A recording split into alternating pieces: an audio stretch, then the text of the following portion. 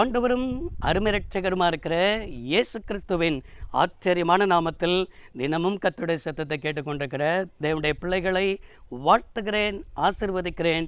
நீங்கள் ஆசீர்வதிக்கப்பட்டவர்கள். இந்த நாளிலும் கூட பரிசுத்த தேவன் உங்களை பார்த்து சொல்கிற ஒரு வார்த்தை, ஜெபத்தை கேட்கிறவர். நம்முடைய ஆண்டவருக்கு வேதத்தில் அநேக பெயர்கள் சொல்லப்பட்டுள்ளது.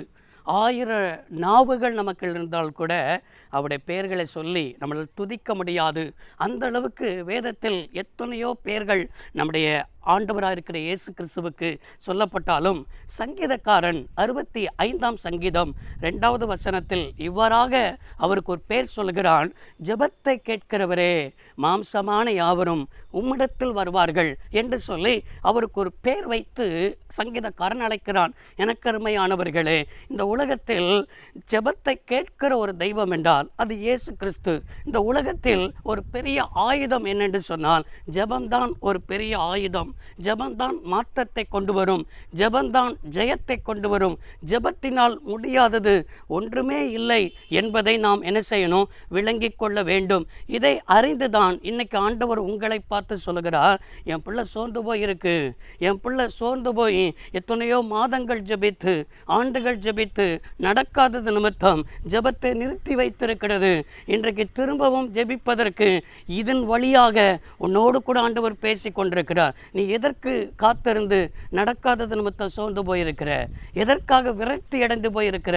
இன்னைக்கு நான் எப்படிப்பட்டவர் என்று சொன்னால், காதை உண்டாக்கினவர் நான் கேளாமல் இருப்பேனா?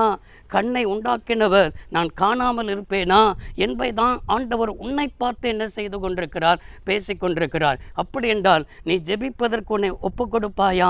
இன்றைக்கு நீ ஜெபிப்பதற்கு உன்னை அர்ப்பணிக்கும் பொழுது ஜெபத்தினால் நிச்சயமாக என்ன சொல்கிறேன் என்று சொன்னால், உங்களுடைய வாழ்க்கையில் நீங்கள் நினைப்பதை விட, நீங்கள் வேண்டிக் கொள்வதை விட இன்றைக்கு அதிகமாய் ஒரு அற்புதத்தை கர்த்தர் செய்து சோர்வை நீக்கி விரக்தியை நீக்கி நெடுநாள் காத்திருக்கிறதற்கு இன்றைக்கு ஒரு அற்புதத்தை நான் செய்வேன். ஏனென்று சொன்னால், வானத்தின் கீழும் பூமியின் மேலும் என்னுடைய நாமமே அல்லாமல், அவருடைய பெயரே அல்லாமல் வேறொரு பெயர், ஜெபத்தை கேட்கிறவர் என்கிற பெயர் எதுவுமே இல்லை.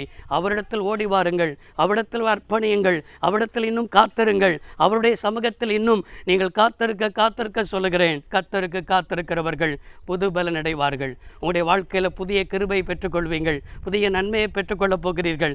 இந்த நாளில் உங்களுக்கு ஜெபத்திற்கு பதில் தருகிற நாள்.